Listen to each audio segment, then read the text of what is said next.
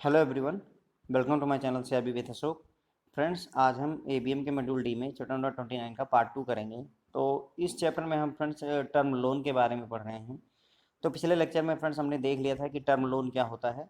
तो जब long term के लिए कोई बैंक कोई लोन देता है तो उसे फ्रेंड्स हम टर्म लोन कहते हैं, और ये मोस्टली जो है फिक्स एसेट को एक्वायर करने के लिए दिया जाता है। फिक्स एसेट कौन से एसेट होते हैं? जो मतलब लॉन्ग ड्यूरेबल होते हैं, एक तरीके से ज़्यादा समय तक चलते हैं। जैसे आपका घर हो गया, टीवी हो गई, मशीनरी हो गई, फैक्ट्री हो गई, ये सब जो है ड्यूरेबल होते हैं, काफ़ी समय तक स्टेबल रहते हैं।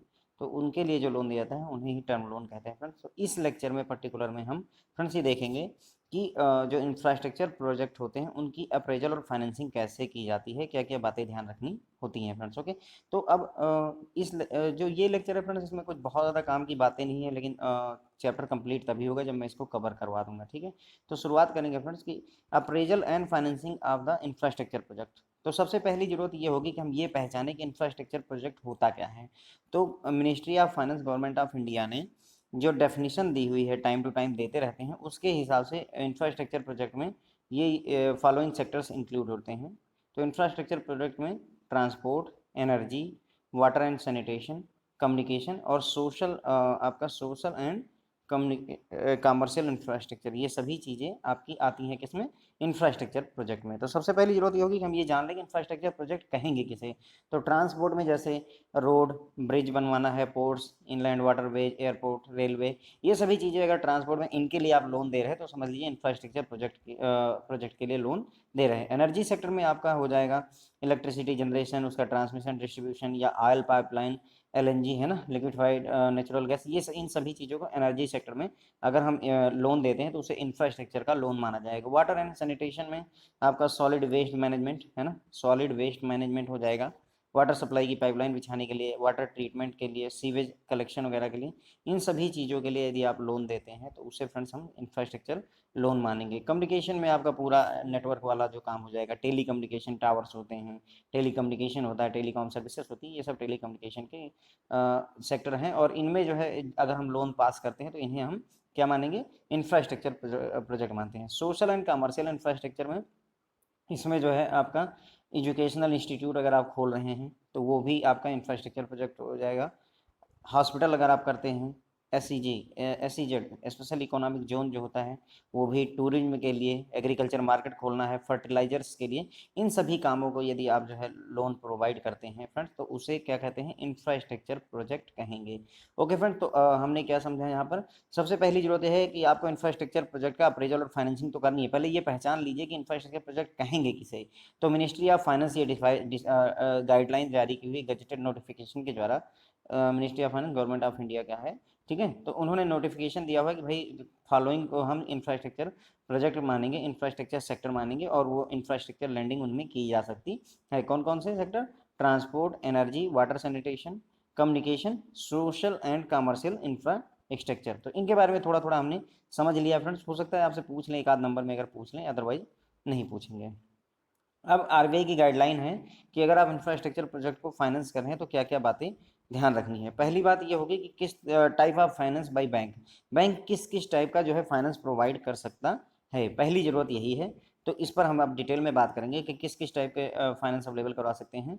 तो in order to meet financial requirement of infrastructure project, किसी भी इंफ्रास्ट्रक्चर प्रोजेक्ट की जो फाइनेंशियल रिक्वायरमेंट है उसको उसको मीट करने के लिए बैंक में extend credit facility by way of working capital finance, term loan, project loan, subscription to bond, debenture, preference share, equity share, इन सभी के जरिए, मतलब इंफ्रास्ट्रक्चर प्रोजेक्ट को फाइनेंस चाहिए तो बैंक क्या क्या कर सकता है? वर्किंग कैपिटल दे देगा, वर्किंग कैपिटल फाइनेंस दे देगा, टर्म लोन पास कर सकता है, प्रोजेक्ट लोन कर सकता है, बॉन्ड का सब्सक्रिप्शन भी या डिवेंचर और इन सब का सब्सक्रिप्शन भी अलाउ कर सकता है। तो इन सभी तरीक़ों से बैंक जो है इंफ्रास्ट्रक्चर प्रोजेक्ट को जो है फाइनेंस कर सकता है। अब इसके कुछ अलग अलग टाइप हैं, जैसे take out financing, inter institutional guarantee, इनके जरिए भी बैंक जो है आपको इंफ्रास्ट्रक्चर प्रोजेक्ट को फाइनेंस देता है। टेक आउट फाइनेंसिंग का क्या मतलब होता है? बैंक में inter into take out financing arrangement with IDFC, ये इंफ्रास्ट्रक्चर डेवलपमेंट फंड होता है फ्रेंड्स आपका। IDFC जो होता है, इंफ्रास्ट्रक्चर डेवलपमेंट फंड होता है, उनके साथ में इन्होंने क्या किया, बैंक ने एक टाई अप कर लिया IDFC से कि ठीक है हम जो है इंफ्रास्ट्रक्चर प्रोजेक्ट को लोन दे रहे हैं, लेकिन आप क्या करिए, हमको सपोर्ट करिए, ठीक है, आप हमें पैसे दीजिए। तो बैंक को जैसे मान लीजिए 3,000 करोड़ रुपए का लोन जो है सैंक्शन करना है, तो वो क्या करेगा, आईडीएफसी से वो पैसे लेगा, क्योंकि ये इंफ्रास्ट्रक्चर के डेवलपमेंट के लिए ही बनाया गया इंस्टीट्यूट है। जैसे फ्रेंड्स आपका नाबार्ड जो है ना, रूरल बैकग्राउंड को डेवलप करने के लिए या प्राइवेट सेक्टर को डेवलप करने के लिए स्पेशलाइज किया गया है ना। नेशनल हाउसिंग बैंक जो था आपका एनएचबी, वो किस लिए था, उसका काम था हाउसिंग फाइनेंस को देने के लिए। उसी तरीके से आईडीएफसी का जो काम है वो इसका या आपका ईसीजीसी हो गया है ना, या एग्जिम बैंक हो गया, स्पेशलाइज्ड बैंक है। एग्जिम बैंक है, एक्सपोर्ट इंपोर्ट बैंक होता है, इसका काम है एक्सपोर्ट और इंपोर्ट के लिए लोन देना। उसी तरीके से आईडीएफसी जो है उसका काम है इंफ्रास्ट्रक्चर के प्रोजेक्ट को सपोर्ट करना। तो बैंक क्या करेगा, आईडीएफसी के साथ में करार कर लिया कि ठीक है हम 3,000 करोड़ रुपए का लोन सैंक्शन कर रहे हैं, ऐसा करिए आप हमको भी पैसे दे दीजिए। तो आईडीएफसी इनको लोन दे देगा बैंक को। तो वही हो गया टेक आउट फाइनेंसिंग, मतलब हम आईडीएफसी से पैसे लेंगे, जरूरी नहीं कि आईडीएफसी से ही लें, किसी और इंस्टीट्यूशन से भी ले सकते हैं, और फिर उसी पैसे को जो है इंफ्रास्ट्रक्चर लोन में हम प्रोवाइड कर देते हैं फ्रेंड्स, ठीक है। तो टेक आउट फाइनेंसिंग का क्या मतलब हुआ, हम किसी आईडीएफसी या किसी दूसरे जो है फाइनेंशियल इंस्टीट्यूशन से लोन लेंगे और उसी लोन को फर्दर आगे इंफ्रास्ट्रक्चर प्रोजेक्ट को प्रोवाइड कर देंगे फ्रेंड्स, ओके। उसके बाद में इंटर इंस्टीट्यूशनल गारंटी। अब इस केस में क्या होगा, बैंक सिर्फ गारंटी ले लेगा, मतलब लोन नहीं प्रोवाइड करेगा, गारंटी प्रोवाइड कर देगा। इंटर इंस्टीट्यूशनल है मतलब दूसरे इंस्टीट्यूट का जो लोन है उसके लिए गारंटी प्रोवाइड कर देगा।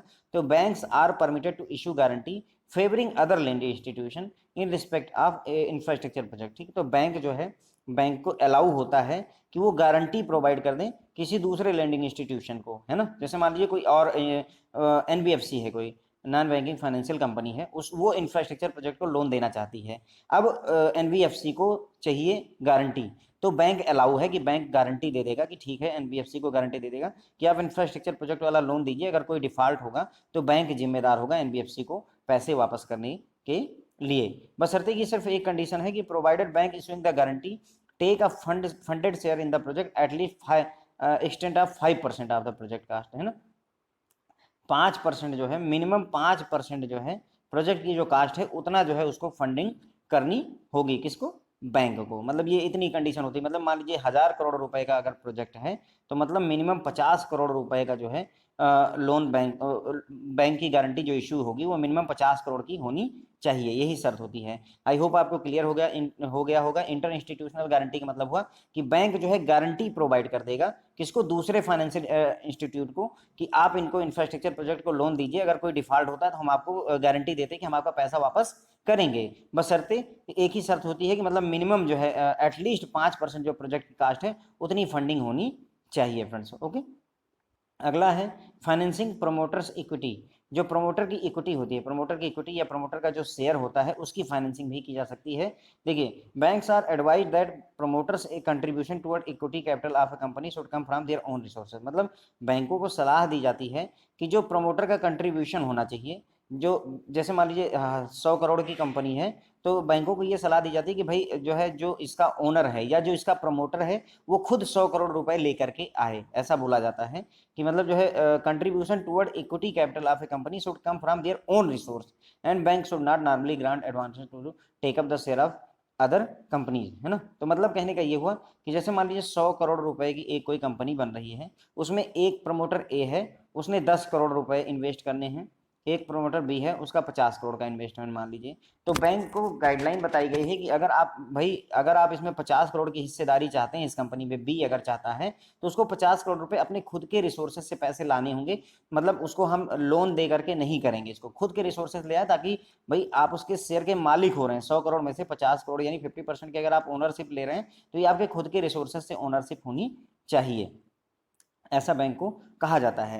लेकिन चूंकि इंफ्रास्ट्रक्चर प्रोजेक्ट बड़ा होता है और ये सेक्टर बहुत ज़्यादा इंपॉर्टेंट है हमारे देश के लिए, तो आरबीआई ने परमिट किया हुआ कि सर्टेन कुछ विशेष परिस्थितियों में एक्सेप्शन में be made to this policy for financing acquisition of the promoter share in existing company. मतलब इस केस में क्या होगा कि मतलब एक्सेप्शन अलाउ कर दिया जाएगा कि हम, बैंक क्या करेगा, लोन दे देगा जिसकी सहायता से प्रमोटर का शेयर एग्जिस्टिंग कंपनी में, प्रमोटर मान लीजिए अभी प्रमोटर जैसे बी ने 50 करोड़ रुपए का शेयर, 50 करोड़ रुपए इन्वेस्ट किए हैं, 100 करोड़ की कंपनी है उसमें, और अब बी फिर चाहता है कि मैं ऐसा करता हूँ 20 करोड़ रुपए का लोन ले करके और इसमें जो है मैं अपनी हिस्सेदारी 70% कर देता हूँ या 70 करोड़ रुपए का वो हो जाता है मेरा।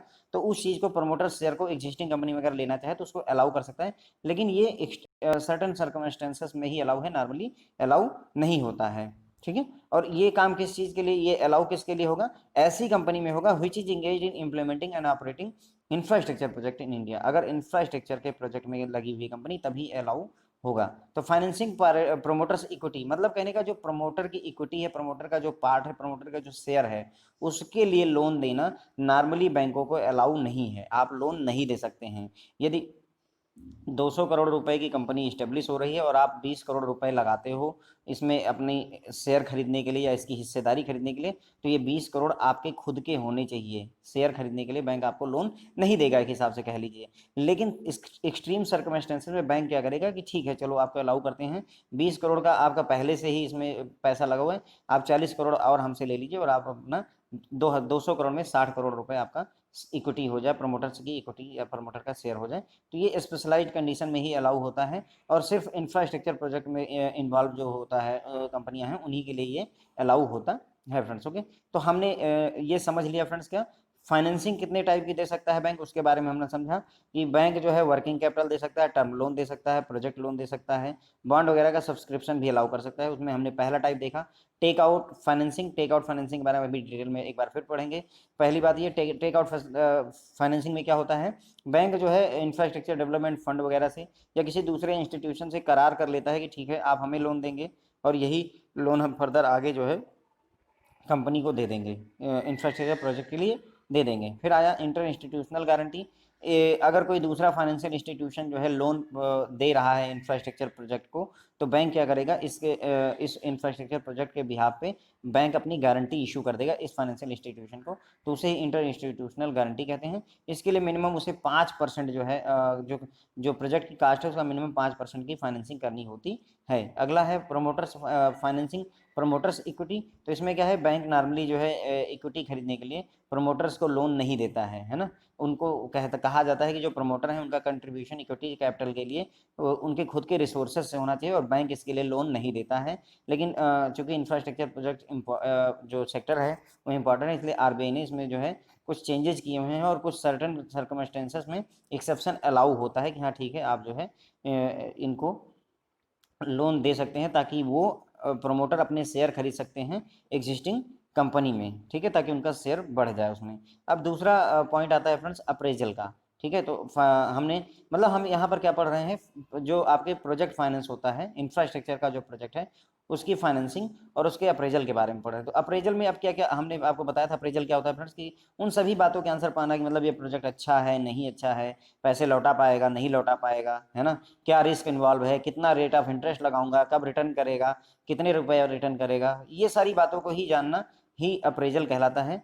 तो अब यही बातें हम किसके इंफ्रास्ट्रक्चर प्रोजेक्ट के लिए करेंगे। इन respect of financing the infrastructure project undertaken by government own entities bank financial institute should undertake due diligence in viability of the project. तो अगर इंफ्रास्ट्रक्चर प्रोजेक्ट की फाइनेंसिंग कर रहे हैं जो कि गवर्नमेंट ओन एंटिटी द्वारा अगर अंडरटेकन है, तो बैंक या फाइनेंशियल इंस्टीट्यूशन को ड्यू डिलिजेंस मतलब पूरा ध्यान रखना होगा कि जो प्रोजेक्ट है वो वाइबल है कि नहीं, प्रोजेक्ट ठीक है या नहीं है, आगे चलेगा कि नहीं चलेगा, इन बातों को ध्यान रखना चाहिए। Bank should ensure that the individual component of financing and return on the project will be well defined and assessed। मतलब बैंक को इंश्योर करना होगा कि जो इंडिविजुअल कंपोनेंट है फाइनेंसिंग के, मतलब वर्किंग कैपिटल हो गया, टर्म लोन हो गया आपका, है ना, प्रोजेक्ट फाइनेंसिंग, इन सभी जो कंपोनेंट है फाइनेंसिंग के वो और जो रिटर्न है उस प्रोजेक्ट पर, है ना, जो प्रोजेक्ट है उसकी रिटर्न क्या होगी, कितना पैसा लौटेगा कितना नहीं लौटेगा, वो सब वेल डिफाइंड है और उनको कायदे से एसेस किया गया है। ऐसे नहीं है कि सारी बातें हवा में हैं। ओके, उसके बाद में infrastructure project are often finance through SPV, है ना, स्पेशल पर्पज व्हीकल के थ्रू जो है जो इंफ्रास्ट्रक्चर प्रोजेक्ट होते हैं वो एसपीबी के थ्रू जो है फाइनेंस किए जाते हैं। इसलिए अब इन सारी बातों को ध्यान रखने के बाद ये पता चलता है कि financing of these project would therefore call special appraisal skill on part of lending agency. तो जो बैंक है या लेंडिंग एजेंसी जो है उसको बहुत स्पेशल अप्रेजल स्किल होनी चाहिए, क्योंकि आप सोचिए कि 3,000 करोड़ रुपए का लोन है, ऐसे छोटा मोटा लोन नहीं होता। इंफ्रास्ट्रक्चर प्रोजेक्ट का लोन होता है जैसे फॉर एग्जांपल मान लीजिए मेट्रो ट्रेन है आपकी, सॉरी बुलेट ट्रेन लगनी है, बुलेट ट्रेन लगने जा रही थी इसमें। अब उसमें क्या है, ये कितने का प्रोजेक्ट होगा मुझे नहीं पता, हो सकता है 2 लाख करोड़ का हो। अब सोचिए 2 लाख करोड़ का अगर फाइनेंस करना है इंफ्रास्ट्रक्चर प्रोजेक्ट में, तो उसमें आपको बहुत ज़्यादा अप्रेजल के लिए विशेष स्किल की जरूरत होगी, अदरवाइज ये सब कुछ आप गड़बड़ हो जाएगा और आप लॉस कर जाओगे। तो ये हो गया फ्रेंड्स अप्रेजल के पॉइंट ऑफ व्यू से बात की हमने। अप्रेजल में हमें क्या करने की जरूरत होती है, पहली बात ये कि जो प्रोजेक्ट है उसकी वायबिलिटी, वायबिलिटी मतलब प्रोजेक्ट चलेगा नहीं चलेगा, कमा के देगा नहीं देगा, यही वायबिलिटी होती है। तो वायबिलिटी ऑफ प्रोजेक्ट जो है उसको बैंक को और फाइनेंशियल इंस्टीट्यूशन को बहुत अच्छे से केयरफुली एग्जामिन करना चाहिए और इंश्योर करना चाहिए कि जो इंडिविजुअल कंपोनेंट है फाइनेंसिंग के, मतलब जैसे आपने टर्म लोन दिया तो उसको भी, वर्किंग कैपिटल दिया हो तो उसको भी, या वर्किंग कैपिटल टर्म लोन दिया है तो उसको भी, इन सभी कंपोनेंट को आप अच्छे से जो है एसेस करिए, इनकी मूल्यांकन करिए, जानिए कि सब कुछ सही है कि नहीं है। जो रिटर्न ऑन प्रोजेक्ट है उसको भी बहुत अच्छे से समझने और देखने की जरूरत होती है।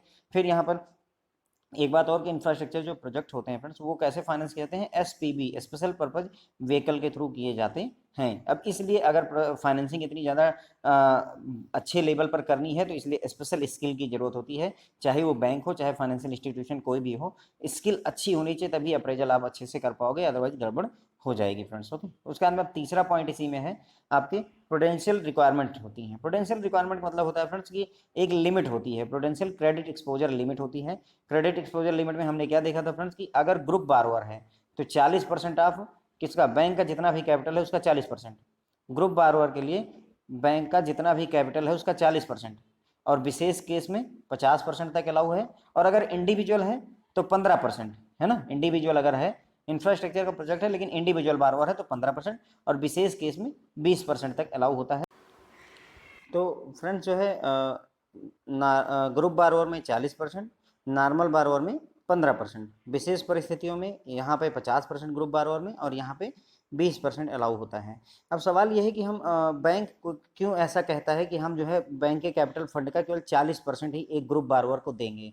तो फ्रेंड्स उसके पीछे कारण ये होता है कि हम कंसंट्रेशन रिस्क से बचना चाहते हैं। कौन से रिस्क से, कंसंट्रेशन रिस्क। अगर हम जैसे आपके पास में 100 रुपए हैं और 100 रुपए में से सारे के सारे आप मान लीजिए 90 या 99 रुपए सिर्फ एक ही आदमी को दे देंगे, और वो आदमी जो है आपके पैसे नहीं लौटाता, कुछ और दिक्कत हो जाती है, कहीं भाग जाता है, कुछ भी हो जाता है, तो उस केस में आपको सिर्फ 1 रुपये बचता है। इसीलिए लिमिट है सेट की गई है कि अगर आपका 100 रुपये हैं तो सिर्फ एक आदमी को, ज़्यादा से ज़्यादा एक आदमी को भी क्या, ग्रुप आप लोगों को सिर्फ 40 रुपये दीजिए, उससे ज़्यादा मत दीजिए। और सिर्फ एक आदमी है तो सिर्फ 15 रुपये ज़्यादा से ज़्यादा दीजिए, 15% दीजिए, ताकि अगर मान लीजिए एक आदमी जो है कुछ गड़बड़ भी करता है तो आपके ज़्यादा से ज़्यादा लॉस कितने का होगा, 15 रुपये का या 15% का ही होता है। इसी के लिए फ्रेंड्स आपकी पोटेंशियल जो ये एक्सपोजर लिमिट होती है वो इसीलिए सेट की जाती है फ्रेंड्स। ओके, अब दूसरा पॉइंट है इसी में, assignment of risk weight to capital adequacy purpose.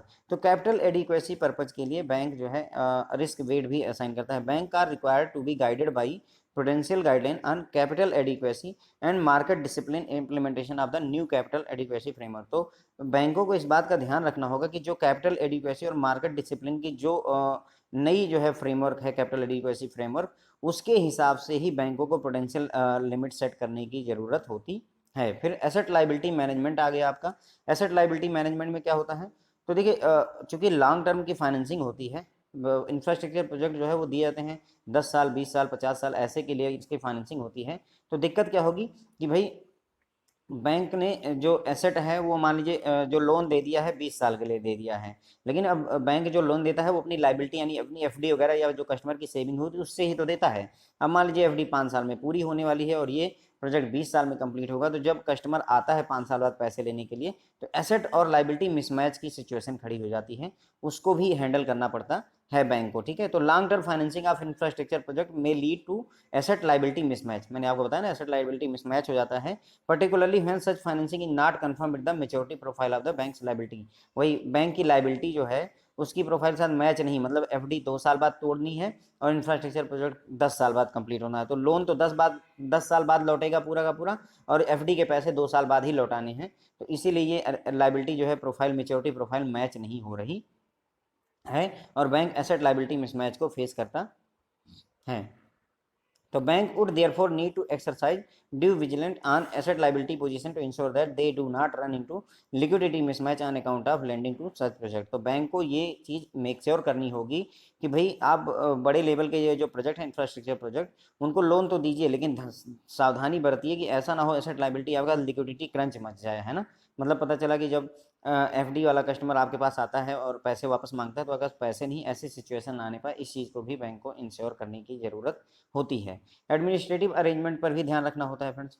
Potential limit में ही एडमिनिस्ट्रेटिव अरेंजमेंट का क्या मतलब है, देखिए जैसे मान लीजिए कि एप्लीकेशन जो है बहुत सारे समय तक आप ज़्यादा मतलब 60 दिन में पता चला कि 60 दिन के अंदर में 60 डेज में आपको इंफ्रास्ट्रक्चर प्रोजेक्ट को अगर कोई लोन आता है तो उसको सैंक्शन कर देना है, लेकिन आप उसको जो है 2 साल तक अटका के रखिए, 180 दिन तक अटका के रखिए, 2 साल तक अटका के रखिए, तो ये एडमिनिस्ट्रेटिव अरेंजमेंट प्रॉपर नहीं है। वही कहने का मतलब है कि बैंक और FI should clearly delegate the procedure to approval of loan proposal and institute a suitable monitoring mechanism for review application pending beyond specific period. तो मतलब कहने का कि एक तो प्रोसीजर होना चाहिए, बहुत ही क्लियर कट प्रोसीजर होना चाहिए कि लोन प्रपोजल को सैंक्शन कैसे करना है, और साथ ही साथ एक मॉनिटरिंग मैकेनिज्म भी होनी चाहिए कि अगर कोई लोन का प्रपोजल आया, मान लीजिए ऐसी गाइडलाइन कर दी कि 30 दिन से ज़्यादा अगर कोई जो है आपका लोन का प्रपोजल अगर होल्ड है तो उसको रिव्यू किया जाएगा, जो भी कंपिटेंट अथॉरिटी है वो रिव्यू करेगी और उसके हिसाब से स्पेसिफिक एक्शन की मांग करेगी। तो ये एडमिनिस्ट्रेटिव अरेंजमेंट के पॉइंट ऑफ व्यू से बात होती है। प्लस सफिशियंट जो है भाई क्रेडिट की अवेलेबिलिटी तो होनी ही चाहिए, टाइमली और adequate availability of credit. Bank के पास कस्टमर आता है 1,000 करोड़ रुपए के लोन के लिए, और अगर अब बैंक के पास में क्रेडिट ही नहीं अवेलेबल है, कैश ही नहीं अवेलेबल है, लिक्विडिटी अवेलेबल ही नहीं है, तो बैंक लोन कैसे देगा। तो ये भी एडमिनिस्ट्रेटिव अरेंजमेंट का ही एक पॉइंट होता है फ्रेंड्स। ओके, तो हमने यहाँ पर पोटेंशियल रिक्वायरमेंट में 4 बातें सीखी। पोटेंशियल रिक्वायरमेंट क्या कहती है कि हमें क्या क्या बातें ध्यान रखनी होंगी जब आप लोन सैंक्शन करें। एक तो पोटेंशियल क्रेडिट एक्सपोजर की लिमिट है, अगर ग्रुप बारोवर है तो 40%, मैक्सिमम 50%, और अगर इंडिविजुअल बारोवर है तो 15%, मैक्सिमम आपका 20% अलाउ कर दीजिए। किसका, बैंक के कैपिटल फंड का अलाउ होता है। ये हो गई एक्सपोजर लिमिट सेट कर दी हमने। उसके बाद में जो कैपिटल एडिक्वेसी के जो फ्रेमवर्क है उसके हिसाब से कैपिटल एडिक्वेसी और मार्केट डिसिप्लिन का भी बैंक को ध्यान रखने की जरूरत है जब आप लोन सैंक्शन कर रहे हैं। ऐसा नहीं है कि अगर जो है आपको कैपिटल एडिक्वेसी के हिसाब से 9% जो है बफर स्टॉक रखना है तो 9% मेंटेन करिए, ये नहीं कि बैंक का पूरा पूरा पैसा आप इंफ्रास्ट्रक्चर प्रोजेक्ट को दे दीजिए। ये एक एग्जाम्पल है केवल। एसेट लाइबिलिटी मैनेजमेंट का मैंने आपको बताया कि चूंकि ये लॉन्ग टर्म का फाइनेंसिंग होती है तो बैंक को जो है एसेट लाइबिलिटी मिसमैच की सिचुएशन खड़ी होती है, और उस बैंक को इंश्योर करना होता है कि ऐसी एसेट लाइबिलिटी आपकी जो मिसमैच है उससे जो है लिक्विडिटी का क्रंच नहीं मचना चाहिए, चीज़ें हाथ में हैंडल रहनी चाहिए। एडमिनिस्ट्रेटिव अरेंजमेंट में हमने देखा कि मतलब बैंक को एक तो लोन को अप्रूव करने का एक प्रॉपर प्रोसीजर होना चाहिए, और अगर कोई जो है कोई प्रपोजल जो है कुछ सर्टेन पीरियड के बाद एक पीरियड के बाद भी पेंडिंग रहता है, बियॉन्ड पीरियड रहता है पेंडिंग, तो उसके लिए मॉनिटरिंग मैकेनिज्म भी होनी चाहिए, ताकि ये देख करके आप बता दो कि हाँ ये 60 दिन से ज़्यादा पेंडिंग है तो ये ऐसा क्यों है और हमें क्या एक्शन लेने की ज़रूरत है। साथ ही साथ एडिक्वेट जो है और टाइमली क्रेडिट की अवेलेबिलिटी होनी चाहिए, कैश तो अवेलेबल रहना ही चाहिए बैंक के पास में। ओके फ्रेंड्स, अब उसके बाद में take out financing liquidity support. मैंने टेक आउट फाइनेंसिंग पहले ही आपको पढ़ाया हुआ है, देखिए थोड़ा थोड़ा सा जिक्र हुआ था यहाँ पे। ये टेक आउट फाइनेंसिंग का, टेक आउट फाइनेंसिंग में आपको याद है ना, इंफ्रास्ट्रक्चर वालों से हम लोन लेते थे और वही आगे जो है आगे बढ़ा देते थे, तो उसी के बारे में थोड़ा डिटेल में पढ़ेंगे फ्रेंड। देखिए टेक आउट फाइनेंसिंग अरेंजमेंट और लिक्विडिटी सपोर्ट में, टेक आउट फाइनेंसिंग अरेंजमेंट में, take out financing structure is essentially a mechanism design to enable bank to avoid asset liability maturity mismatch ना। जो बैंकों को एसेट लायबिलिटी मैच्योरिटी मिसमैच हो रहा था, अभी हमने पढ़ा ना कि एसेट लायबिलिटी मतलब एफडी 2 साल में पूरी हो रही, इंफ्रास्ट्रक्चर प्रोजेक्ट का जो लोन है वो 10 साल में लौट रहा है, तो ये जो मिसमैच खड़ा हो रहा है उसको मैनेज करने के लिए ही take out financing facility available करवाई जाती है। दैट में arise out of extending long term loan to infrastructure. और एसेट लायबिलिटी मैनेज आपकी मैच्योरिटी मिसमैच क्यों खड़ा होता है, क्योंकि जो इंफ्रास्ट्रक्चर प्रोजेक्ट का लोन होता है वो लॉन्ग टर्म के लिए होता है। अब इस अरेंजमेंट में क्या होता है, bank financing infrastructure project will have an arrangement with the IDFC और एनी अदर फाइनेंशियल इंस्टीट्यूशन। इसमें बैंक क्या करेगा, जो भी बैंक इंफ्रास्ट्रक्चर प्रोजेक्ट को लोन दे रहा है वो आईडीएफसी या किसी और फाइनेंशियल इंस्टीट्यूट के साथ में अरेंजमेंट रखेगा कि ताकि जो है transferring of the to the latter outstanding of their books on pre determined basis. मतलब कहने का जो भी बैंक का लोन का आउटस्टैंडिंग होगा वो एक प्री डिटरमाइंड बेसिस होगा कि हाँ आप जो है इस डेट को सारा का सारा जो है लोन हमारे पास ट्रांसफ़र कर दीजिएगा। ठीक है, IDFC and SBI have devised different take out financing structure to suit requirement of various bank, है ना, addressing issues such as liquidity, asset liability mismatch, limited availability of project appraisal skill. इन सभी चीज़ों के लिए एसबीआई और IDFC ने जो है ऐसा infrastructure project financing structure develop किया हुआ है कि ताकि बैंकों को लिक्विडिटी का इशू ना हो, एसेट लायबिलिटी मिसमैच से भी बचा सके, और जो प्रोजेक्ट अप्रेजल के लिए जो स्किल की अवेलेबिलिटी में लिमिटेशन है उसको भी दूर किया जा सके फ्रेंड्स। ओके, तो टेक आउट फाइनेंसिंग में हमने क्या समझा? टेक आउट फाइनेंसिंग में वही है कि बैंक जो है किसी आईडीएफसी से या एसबीआई से, किसी और बैंक से, फाइनेंशियल इंस्टीट्यूशन से लोन ले लेगा और उसी को इंफ्रास्ट्रक्चर प्रोजेक्ट को दे देगा। या फिर जो है इनके दूसरे तरीके से समझिए तो क्या करिए, आप लोन दे दीजिए और उसके बाद में 1 साल बाद क्या करिए, 1 साल बाद जब 1 साल बीत जाए तो उस जो है या जैसा भी आपका अरेंजमेंट हो उस समय जो है इस पूरे के पूरे लोन को आप आईडीएफसी को शिफ्ट कर दीजिए। आपके पास नहीं रखने की जरूरत है, वो लोन अब जिम्मेदारी हो जाएगी किसकी? आईडीएफसी की। ठीक है। अब लिक्विडिटी सपोर्ट फ्रॉम आईडीएफसी, मतलब हमने ये क्या सीखा? टेक आउट फैसिलिटी में हमने देखा ये फाइनेंसिंग अरेंजमेंट था। अब लिक्विडिटी यानी कैश की एक तरीके से बात कर रहे हैं। लिक्विडिटी में भी सेम वही कॉन्सेप्ट है, बस इसमें कैश की बात कर लेते हैं।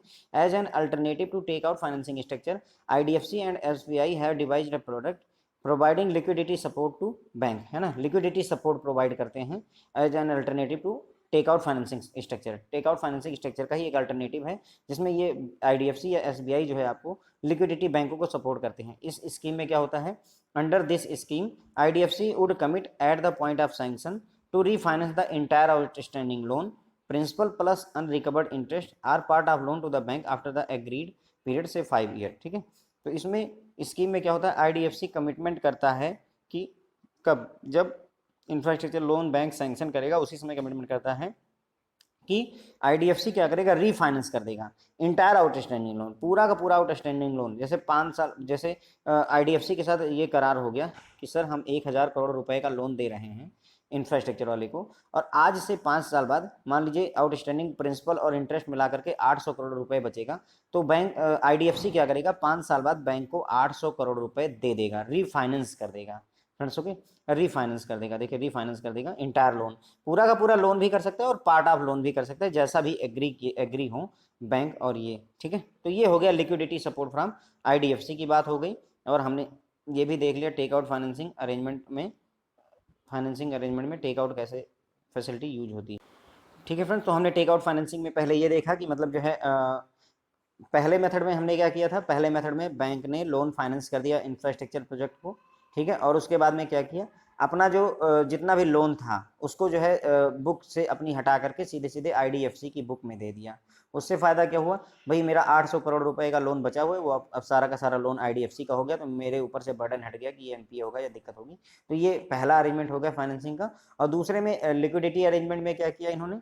लिक्विडिटी अरेंजमेंट में रीफाइनेंस की फैसिलिटी प्रोवाइड कर दी कि ठीक है 5 साल बाद जब कुछ 4 साल 5 साल बाद जो है जितना भी लोन का पैसा बचा रहेगा वो सारा का सारा हम आपको दे देंगे। इससे फ़ायदा क्या होता है कि आईडीएफसी जो है इंफ्रास्ट्रक्चर डेवलपमेंट करवाने के काम में लगा रहता है, और जो 800 करोड़ रुपए 1,000 करोड़ में से जो 800 करोड़ रुपए बचे हुए तो वो बैंक को मिल जाते हैं, बैंक और दूसरे लोगों को लोन बांट देता है, तो उनका भी डेवलपमेंट हो जाता है फ्रेंड्स। ओके, तो ये हो गया। एक पांचवा जो है जो पॉइंट है इसमें फ्रेंड्स वो है partial credit enhancement to corporate bonds. Partial credit enhancement to corporate bonds का क्या मतलब होता है फ्रेंड्स? तो credit need of infrastructure product sector, मतलब जो इंफ्रास्ट्रक्चर सेक्टर है भारत का उसमें जो है क्रेडिट की नीड बहुत ज़्यादा है। Indian corporate bonds market is in nascent stage of development, और जो इंडियन कारपोरेट बॉन्ड्स हैं वो अभी एकदम इनिशियल स्टेज पर है डेवलपमेंट की। तो बहुत ज़्यादा प्रेशर है जो है बैंकिंग सिस्टम पर to fund credit needs of project development including infrastructure. तो बैंकों के ऊपर इस समय बहुत ज़्यादा प्रेशर है कि वो प्रोजेक्ट डेवलपमेंट को, इंफ्रास्ट्रक्चर के प्रोजेक्ट डेवलपमेंट को बहुत ज़्यादा मतलब क्रेडिट अवेलेबल करवाएं, ये इनके ऊपर दबाव होता है। मतलब कहने का वो कारपोरेट बॉन्ड अभी इनिशियल स्टेज पर है इसलिए उतना फ़ायदा नहीं पहुंचा पा रहा है। Due to greater asset liability mismatch in infrastructure project financing banks are expose to liquidity risk, है ना। एसेट लाइबिलिटी मिसमैच हो जाता है, प्रोजेक्ट को फाइनेंस करें 10-10 साल के लिए दे रहे हैं, तो इसकी वजह से बैंकों को लिक्विडिटी रिस्क होता है। The insurance and provident fund, अब क्या होगा इसमें? इसकी वजह इसमें क्या करेंगे? इसमें ये करेंगे जैसे जो आप पीपीएफ वगैरह में जमा करते हैं, देखिए पीपीएफ में जो जमा करते हैं वो 15 साल के लिए लॉक हो जाता है, या आपका जो है पेंशन फंड जो होता है उसमें 30 साल के लिए, एनपीएस वगैरह जो आप जमा कर रहे हैं अगले 25 साल 30 साल जमा होगा, तो उन फंड को अगर यूज किया जाए किसके लिए? इन फंड को, प्रोविडेंट फंड या पेंशन फंड को यूज कर लिया जाए इंफ्रास्ट्रक्चर प्रोजेक्ट के लिए, तो ये ज़्यादा मैच करते हैं। क्यों? क्योंकि भाई देखो पेंशन जो फंड है वो एनपीएस किसी का अगर 25 साल बाद मैच्योर हो रहा है तो वो 25 साल से पहले शायद नहीं मांगे, नॉर्मली नहीं मांगेगा, तो 25 साल बाद वो मांगेगा। और जो आपका इंफ्रास्ट्रक्चर प्रोजेक्ट है अगर वो भी 25 साल या 25 ईयर्स के लिए है तो ये मतलब मैच हो गया ना। 5 साल की एफडी वाला फाइनेंस देने से बेहतर है कि हम 25 साल का इंफ्रास्ट्रक्चर, ये आपका पेंशन लोन का पैसा उठा करके या पेंशन जो आपका फंड है उसका पैसा उठा के दे दें, तो वो ज़्यादा बेहतर होगा। तो वही कह रहे हैं इंश्योरेंस या प्रोविडेंट या pension fund whose liabilities are long term may be better suited to finance such project, है ना। इस तरीके के प्रोजेक्ट को फाइनेंस करने के लिए ये ज़्यादा अच्छे रहेंगे। In view of encouraging corporate to avail bond financing, RBI has decided bank to provide PCE, है ना। और इसी चीज़ को बढ़ावा देने के लिए बैंक ने पार्शियल क्रेडिट इन्हेंसमेंट अलाउ कर दिया है कॉर्पोरेट बॉन्ड के लिए। RBI has decided to allow bank to partial corporate credit enhancement to bonds issued by corporate or special purpose vehicle for funding all types of projects subject to certain guideline। तो RBI ने allow कर दिया है कि बैंकों को कि वो पीसीई करें। पीसीई का क्या फुल फॉर्म होता है अपन, पार्शियल क्रेडिट इन्हेंसमेंट अलाउ कर दिया है आरबीआई ने टू बॉन्ड्स इशूड बाई जो corporate special purpose vehicle for lending all type of project and subject to certain guideline. मतलब पहले पार्शियल क्रेडिट इन्हेंसमेंट बॉन्ड्स का अलाउ नहीं था, लेकिन चूंकि पर्पज पूरा नहीं हो पा रहा है क्योंकि लॉन्ग टर्म के इंफ्रास्ट्रक्चर प्रोजेक्ट होते हैं, इसलिए आरबीआई ने अलाउ कर दिया है कि जो कारपोरेट बॉन्ड्स हैं, जो बॉन्ड्स हैं कारपोरेट के, उनमें पार्शियल क्रेडिट इन्हेंसमेंट अलाउ कर दिया गया है फ्रेंड्स। ओके, तो पार्शियल क्रेडिट इन्हेंसमेंट के बारे में हमने यहाँ पर समझ लिया। अब जैसे टू बिगिन विथ यहाँ पर समझने की बात करें तो banks are allowed to offer partial credit enhancement only in the form of non fund irrevocable contingent line of credit. ठीक है, तो अगर पार्शियल क्रेडिट इन्हेंसमेंट अलाउ करेगा बैंक तो non fund based irrevocable line of credit LOC के through ही allow करेगा। ठीक है, the objective behind allowing the bank to extend partial credit enhancement is to enhance the credit rating of the bond issued so that so as to enable corporate to access the fund from bond market for on better term। अब ऐसा किया क्यों है, objective क्या है RBI का इसको bank को पीसीई अलाउ करने के पीछे, ताकि उसकी जो बॉन्ड है, जो कारपोरेट बॉन्ड है, उसकी रेटिंग अच्छी हो जाएगी। जब बैंक उसको loan partial credit enhancement allow कर देगा, उसकी क्रेडिट रेटिंग अच्छी हो जाएगी। जब उसकी क्रेडिट रेटिंग अच्छी हो जाएगी तो वो बॉन्ड मार्केट में और ज़्यादा फंड उठा सकेगा, है ना। क्योंकि अगर बॉन्ड की क्रेडिट रेटिंग अच्छी हो गई तो लोग उसमें ज़्यादा इन्वेस्टमेंट करना पसंद करेंगे, और वो जो कारपोरेट था जिसका भी बॉन्ड था, वो और ज़्यादा पैसे मार्केट से उठा सकेगा फ्रेंड्स। ओके, उसके बाद अगला है financing of cost overrun of project under implementation. अब कास्ट ओवररन का मतलब ये होता है कि मतलब जितना हमने सोचा था उससे ज़्यादा पैसे लग गए। हमने सोचा था कि 100 रुपये हमारा सारा खर्चा चल जाएगा इस महीने का, लेकिन पता चला कि हमारे 150 रुपये खर्चा हो गए। उस टाइप की सिचुएशन को ही कास्ट ओवररन कहते हैं। तो internationally project finance lender sanction a stand by credit facility to fund cost overrun if needed. ठीक है, तो इंटरनेशनली मतलब पूरी दुनिया में ऐसा होता है कि अगर जो प्रोजेक्ट फाइनेंस करते हैं वो स्टैंड बाई जो है क्रेडिट फैसिलिटी अलाउ करते हैं ताकि कास्ट ओवररन को फंड किया जा सके। Such stand by credit facility are sanction at a time of initial financial closure but disburse only when there is a cost overrun. ठीक है, तो ये जो स्टैंड बाई क्रेडिट फैसिलिटी होती है वो सैंक्शन शुरुआत में ही कर दी जाती है, लेकिन इनका डिसबर्समेंट तब किया जाता है जब वाकई कास्ट ओवररन हो जाती है। मतलब आपको स्टैंड बाई क्रेडिट दे दिया गया है कि आपके पास में आपको महीने में 100 रुपये का खर्चा है, लेकिन उन्होंने क्या किया, आपको स्टैंड बाई क्रेडिट 200 रुपये दे रखा है। अब अगर आप 100 रुपये से ज़्यादा खर्चा कर देते हैं, मतलब चलो 160 रुपये खर्चा हो गए, सैंक्शन हो चुका है, लेकिन डिसबर्स आपको मिलेगा तभी जब आपकी 100 रुपये से ऊपर एक्सीड कर जाएगी, तब इसमें से पैसा आप ले सकते हैं। At the time of credit assessment of borrower या प्रोजेक्ट, जब हम क्रेडिट असेसमेंट करते हैं किसी भी बारोअर का या प्रोजेक्ट का, तो such cost overrun are also taken into account. तो उस समय कास्ट ओवररन को भी जो है आपको अकाउंट में लेना पड़ेगा, इसको ध्यान रखना पड़ेगा, आप इग्नोर नहीं कर सकते। While determining the project debt equity ratio, debt service coverage ratio, fix asset coverage ratio, इन सभी बातों को जब आप कैलकुलेट कर रहे हैं उसी समय ही कास्ट ओवररन को भी ध्यान में रख करके चलते हैं, अदरवाइज बाद में दिक्कत होगी अगर आप कास्ट ओवररन को नहीं कंसिडर करेंगे। तो इंफ्रास्ट्रक्चर प्रोजेक्ट में कास्ट ओवररन भी फाइनेंस करने का कॉन्सेप्ट होता है। इसमें क्या होता है, stand by credit facility allow कर दी जाती है। ठीक है, बैंक क्या करेगा, stand by credit facility allow कर देगा, और ये जो स्टैंड बाई क्रेडिट फैसिलिटी होती है बैंकों की, वो सैंक्शन तो हो जाती है, लेकिन डिसबर्समेंट तभी होता है जब कास्ट ओवररन हो जाती है, कास्ट ज़्यादा लग जाती है। और जब आप किसी भी बारोअर का अप्रेजल कर रहे हैं या किसी भी प्रोजेक्ट का अप्रेजल कर रहे हैं, तो उसके असेसमेंट करते समय आपको कास्ट ओवररन को भी कंसिडर करना जरूरी है। और ये जब आप डिटरमाइन कर रहे हैं कौन से debt equity ratio, debt service coverage ratio, fixed asset ratio, इन सभी को कैलकुलेट करते समय आपको इस बात को भी, कास्ट ओवररन को भी कंसिडर करने की जरूरत होती है फ्रेंड्स। ओके, तो फ्रेंड्स इसी के साथ में ये हमारा लेक्चर खत्म होता है और ये चैप्टर भी खत्म होता है। Thank you so much friends.